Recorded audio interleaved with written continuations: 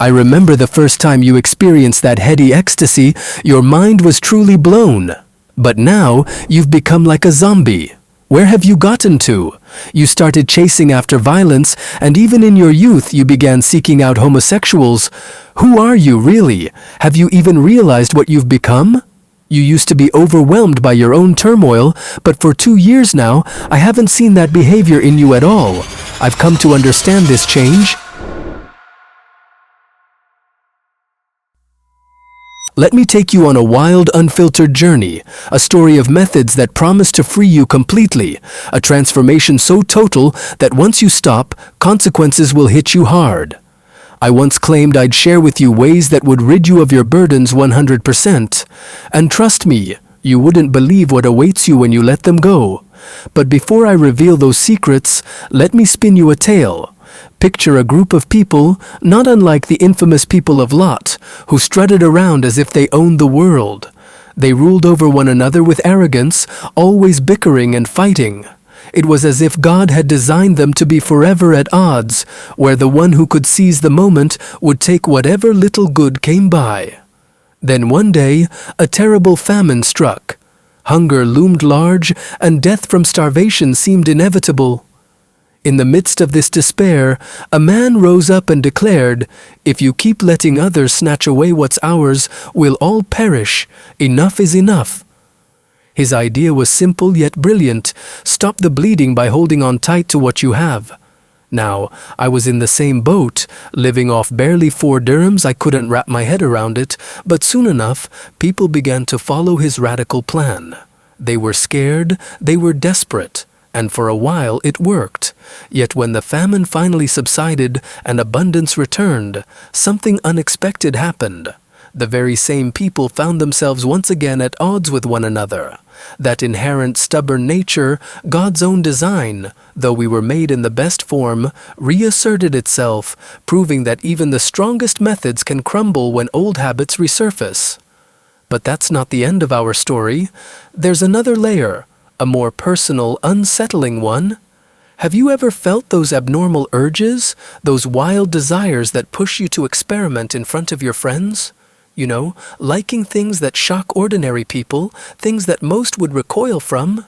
I've heard whispers of folks who, after sampling a bit of raw, violent imagery, couldn't bring themselves to watch a normal video anymore. They'd jump from one shocking scene to another, forever chasing that next burst of adrenaline. The kind of scene where one man dominates another, or where brutality reaches its peak. It's like drinking seawater. The more you taste it, the more you crave it, even though you know nothing compares to its sting. And soon enough, these images start to blur with reality. You might find yourself sitting with friends, sharing those taboo fantasies until your mind can't tell the difference between what's real and what's merely a spectacle. Now, imagine your wedding night. There you are, with your new spouse by your side, and deep inside, your mind suddenly wonders, what is this? Where is the man I once was? Without warning, memories of past violence, memories you swore were just performances, begin to stir. Women, after all, aren't naturally drawn to raw aggression unless it's just a fleeting glimpse on screen. And yet, that spark of violence, that quick switch from harshness to pleasure, takes over, leaving your heart in turmoil. The real tragedy isn't a flaw in your body, it's in your mind. Your subconscious, clever yet primitive, programs you into a mere spectator of your own life, flipping your emotions like a switch from sudden bursts of aggression to immediate indulgence. But imagine spending your life with someone who draws you closer, who with every gesture quietly tells you, "That's enough." Perhaps then you'd finally understand the balance you so desperately need. And so, here lies the story, a raw, unapologetic reflection on methods of control, on the clash between our basest instincts and our higher nature, and on the wild, unpredictable forces that shape our desires. The second thing you must understand is that you're not truly enjoying life. Even marriage, often idealized as a haven of love and connection, turns out to be nothing but a series of problems. And before I share any solutions with you, picture this. There's one hormone behind all our desires.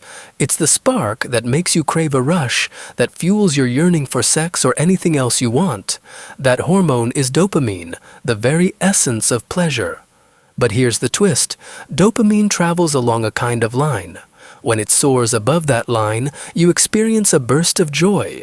When it drops below, you start scrambling for more, feeling only average, a fleeting moment of comfort that quickly fades away. Think of it like this. During sex, dopamine rises just a little, then settles back to its baseline. Yet when you indulge in masturbation or watch pornography, the spike is much higher, far greater than what real intimacy can offer. And with that high comes an even deeper crash. The higher the peak, the harder the fall. This is why, after the surge, you end up feeling empty. The dopamine plunges so far below its normal level that even when it begins to recover, the cycle repeats itself every time you chase that fleeting high. Over time, the natural rhythm of pleasure gets disrupted. You find yourself climbing toward a peak that you never quite reach, always a little short, always leaving you unfulfilled. No matter how often you try, the joy you seek never fully arrives, and your life begins to feel like a never-ending cycle of highs and crushing lows. But here's the silver lining. Just as the spike can rise, it can fall back to normal too. That instant gratification, especially from things like pornography, gives you a quick hit, but it doesn't sustain you. In fact, one of the biggest mistakes you can make is trying to eliminate that rush altogether, not realizing that our habits are deeply ingrained. Let me illustrate this with a lesson from history. Back in 1955, during the Vietnam War, American soldiers started to show strange signs. They weren't performing as they once did. They began to falter, as if a numbing substance had overtaken them, leaving them coated in a metaphorical tar. The military realized that they needed to rehabilitate their soldiers, to treat them so they could truly reconnect with their families.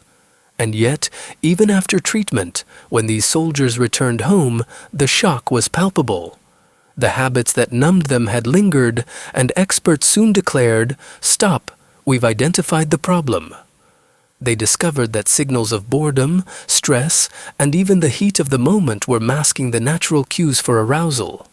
The soldiers had reverted to their old habits, a vicious cycle that couldn't be broken simply by trying to force change. This, my friend, is the story of dopamine and desire.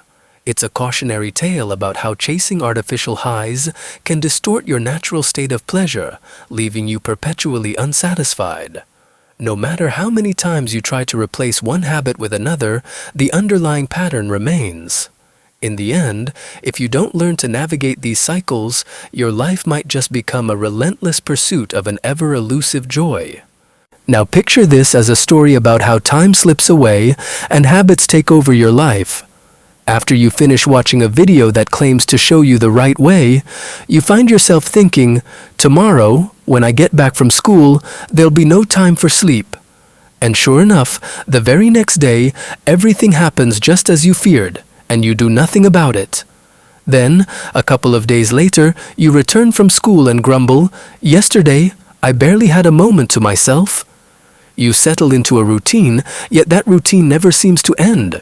You even complain, "Ugh, why do those dramatic scenes have to be so over the top, making it so hard for me to get going?"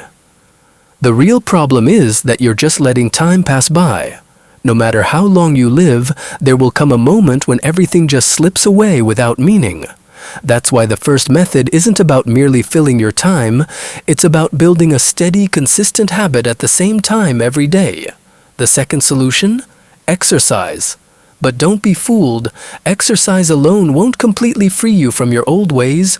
Imagine taking a bucket and placing it under a tap. Now, suppose this bucket has a small leak. It won't fill up unless you shut off the tap, and if the leak is tiny, maybe the bucket will eventually fill. In this metaphor, you are the bucket. That leak represents your habit, say excessive masturbation, the water symbolizes your energy, and the tap is exercise. If you can't completely overcome your habit, then even exercise will only do so much for you. Remember, willpower is like a muscle. The more you push it, the more it gets exhausted. Now imagine a 12-year-old boy who has long practiced his habit and desperately wants to quit. One day, while out and about, he chats with the local shopkeeper and catches a whiff of something, a scent that rekindles his secret desires. Forgive the crude language. In his mind, he thinks, "There is no good except from God, I must be patient." He goes home, eats lunch, and sits down to watch a movie. The first scene plays only a couple of times before it passes. The second scene he watches a bit longer and feels more stirred up. By the third, he murmurs, "God is forgiving and merciful." Still, he remains patient, not even joining his friends for a stroll along the corniche. But then, as night falls and he's ready for sleep, he thinks, "Let me check Instagram for a bit." And before long, his arousal flares up again. And here's the puzzle.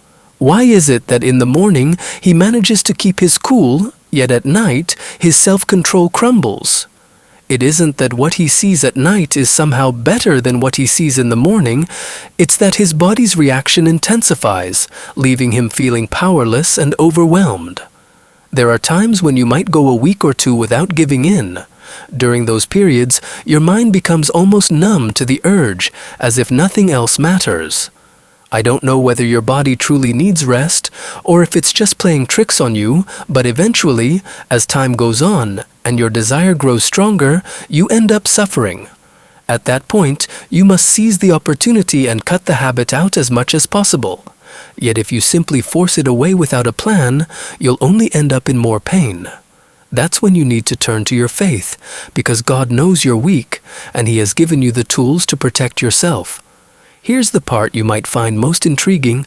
When you finally break free from that habit, you'll discover something remarkable. I once told you that dopamine, the pleasure hormone, drives not just your cravings, but your very need for stimulation. And when you cut that habit out, your mind will begin to search for dopamine in other ways. It motivates you to get up, to seek out new activities where that rush of pleasure can be found. Whatever you do, you become intensely focused on it because your brain is determined to recapture that elusive burst of dopamine. And that, my friend, is the story of how time, habits, and the relentless chase for that dopamine high can shape your life. And how, by understanding and redirecting that energy, you might just reclaim control.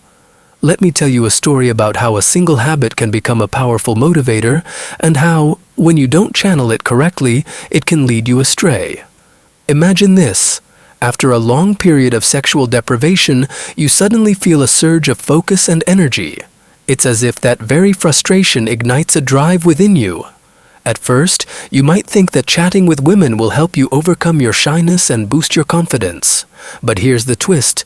If you rely on that method alone, soon you'll find that you're exposed as a failure, because no matter how much you talk, you haven't truly mastered the art of connection. Two outcomes await you. Either you return to your old habits, or you start to think differently and eventually succeed with women. And if nothing else works out, there's only one solution left: marriage. I know many of you might say, "I'm getting married, that's my destiny." But look at the celebrities. Those who divorced didn't truly marry with the right intention. They married merely to legitimize what was once forbidden. Now let's shift gears and talk about hormones, specifically testosterone. Scientifically, testosterone boosts the production of what we call healthy dopamine. Healthy dopamine is the natural reward you get when you achieve something meaningful. It's not the kind you get from mindlessly checking your phone or indulging in empty habits. Research shows that when your testosterone is high, your body naturally produces more of this healthy dopamine, and vice versa. You already know that, so I won't belabor the point. But here's where it gets interesting. When you push your body to focus solely on building muscle, when you invest real effort, you might find that you fall asleep quickly and wake up refreshed, even if you stayed up late. On the other hand, if you're not careful and let your mind wander or get distracted by trivial things, you end up oversleeping, sometimes 10 to 12 hours, and waking up groggy and drained. It's as if your body is trying to compensate for the lost energy, producing a kind of waste in the process. This is the harsh reality for many. Instead of receiving that genuine, healthy dopamine boost from real accomplishments, they settle for a false high that leaves them perpetually exhausted. Learn from this story, understand the mistakes that can wreck your sleep and your life. Watch my video to see where many go wrong and how you can avoid those pitfalls. Stay tuned and let's transform that frustration into real, lasting success.